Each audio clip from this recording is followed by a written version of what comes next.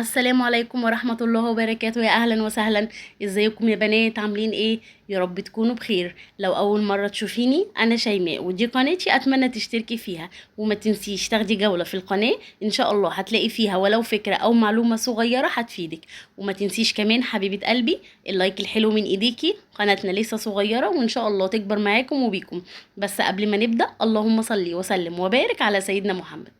الاسعار بقت نار وكلنا طبعا حاسين بالضغط، بالذات ان احنا في يومين دخلت مدارس وملازم وكتب. بس صدقوني في شوية طرق كده وافكار هنقدر نوفر منها وتخلي الفلوس معانا بامر الله تكفينا. احنا كلنا حاسين قد ايه العيشة غالية وقد ايه الاسعار بقت غالية وكل يوم في الطالع. بس مهما كان برضو في شوية حاجات كده تركات احنا نقدر نوازي بيها امورنا ونظبط بيها نفسنا، بحيث ان احنا نوفر لنفسنا عيشة كويسة ونوفر لولادنا برضو حياة كريمة.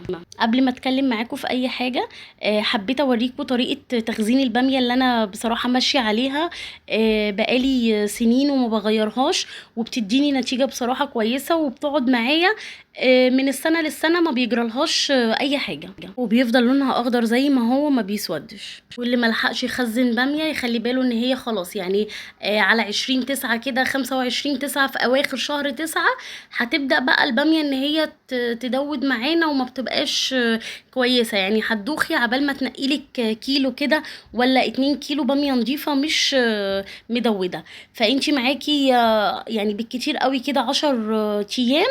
لو حابة انك تخزني لك كيسين 3 بامية مش اكتر من كده، علشان برضو ما نزنقش نفسنا وما نضغطش نفسنا في مصاريف. كفاية علينا زي ما قلتلكوا دخلت المدارس وكتب وملازم وشنط وهدوم.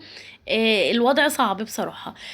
فانتي زي ما قلتلك اتشيلك 2 كيلو كده او حتى كيلو ونص، اعمليهم على اكلتين على 3 اكلات على حسب يعني الطاقة بتكفيكوا قد ايه.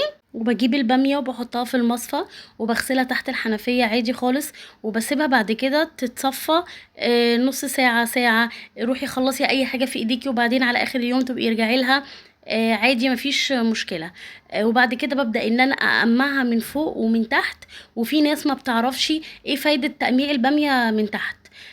عايزه اقول لكم ان الباميه لما بتتقمع من تحت هي كده في الوقت اللي هتستوي فيه في الصلصه هتشرب منها من فوق ومن تحت، فقلب الباميه هيتنكه ويبقى مملح وشارب من حدوقيه الصلصه، على عكس ما احنا ما بنشيلوهاش التقميعه دي من تحت، فمن جوه تلاقي الباميه طعمها عادب وملهاش اي طعم.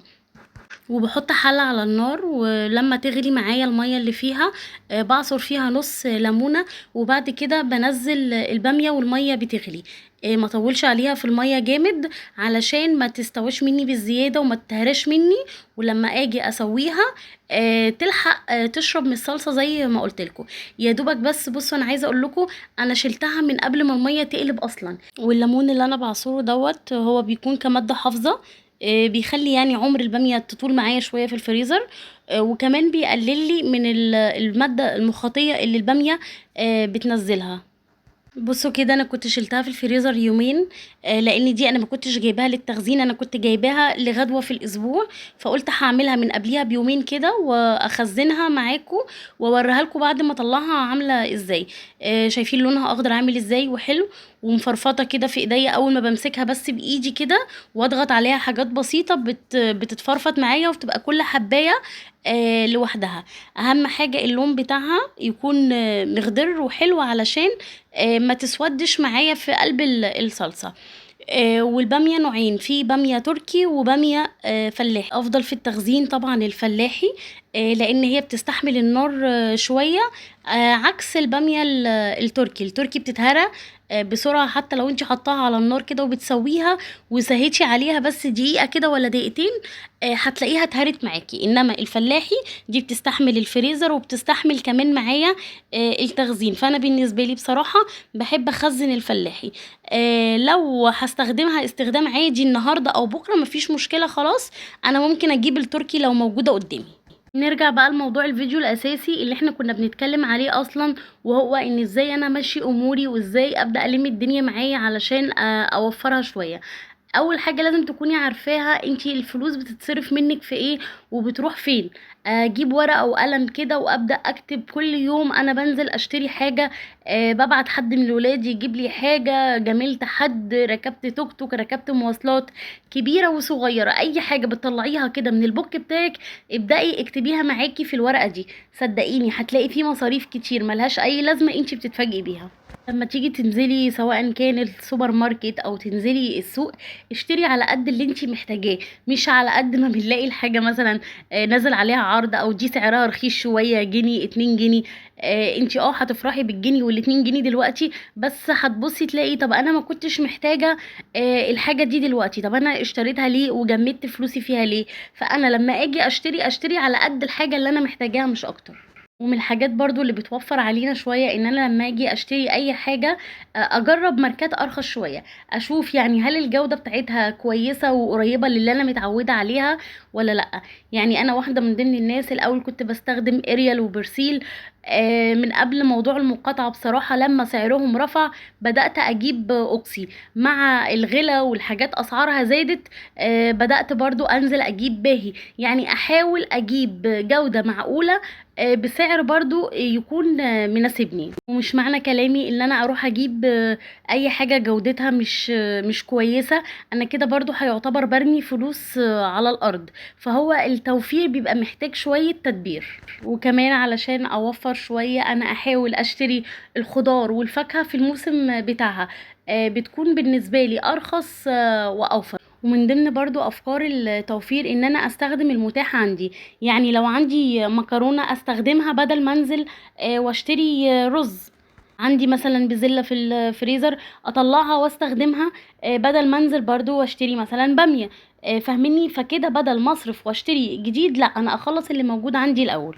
واول ما تاخدي مصروفك تبداي تعملي كده ايه لستة بكل الطلبات اللي انتي عايزاها، عشان قبل ما تنزلي السوق او السوبر ماركت تبقي عارفة انتي محتاجة ايه، مش تنزلي كده وتبصي يمين وشمال اللي انتي عينك تقع عليه تشتريه. انتي معاكي لستة وكاتبة فيها كل طلباتك، فحاولي على قد ما تقدري انك انتي تلتزمي بيها. وزي ما قلت لكم ان اشتري الخضار والفاكهه في الموسم بتاعه لان ده بيكون ارخص، اخزن كمان الخضار والفاكهه في الموسم بتاعها.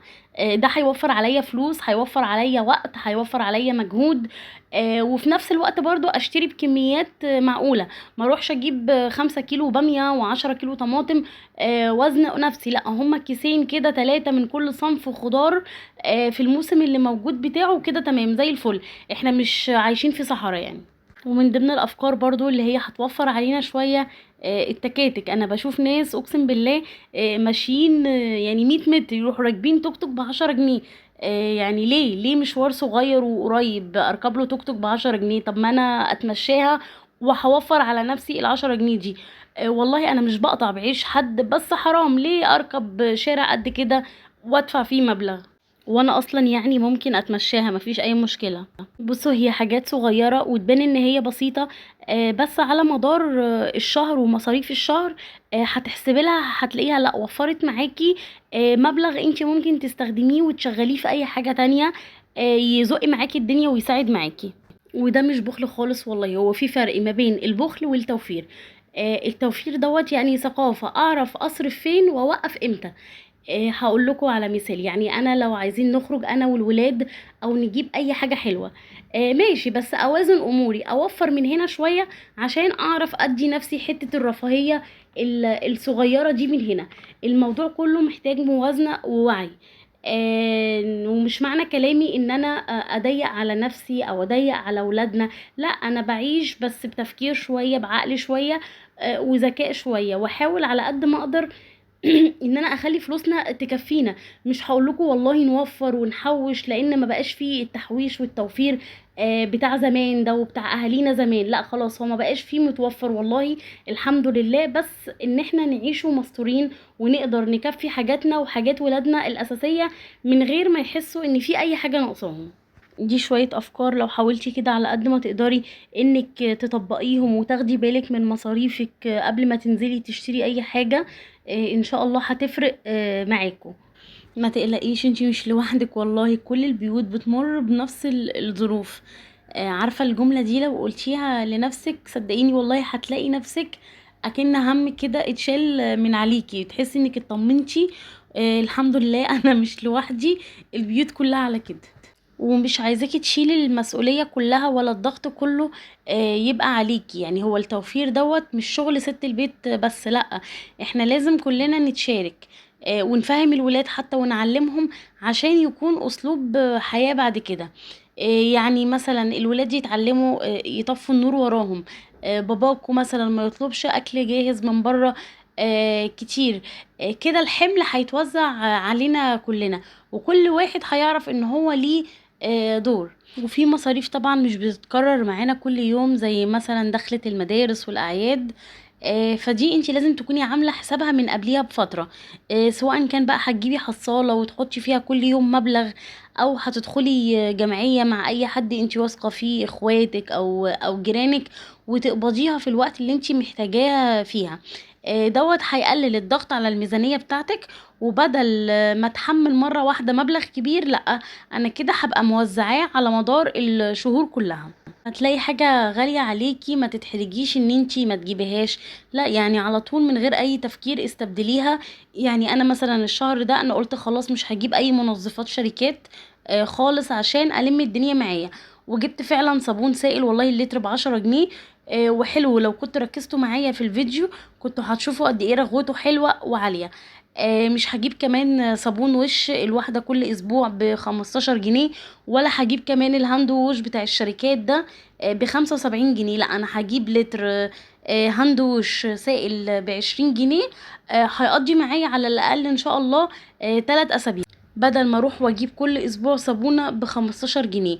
عندي ظروف معينة بضغطة معينة، فلازم ان انا الاقي بدايل، لازم ان انا اصرف نفسي من اي حاجة.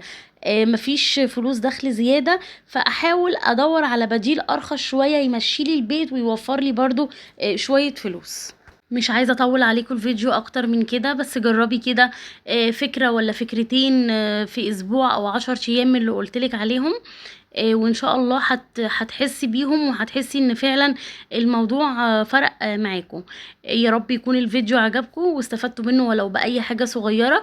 وما تنسينيش بالكومنت بتاعك علشان قناتنا لسه جديدة ومحتاجة الدعم بتاعكم. والسلام عليكم ورحمة الله وبركاته. مع السلامة.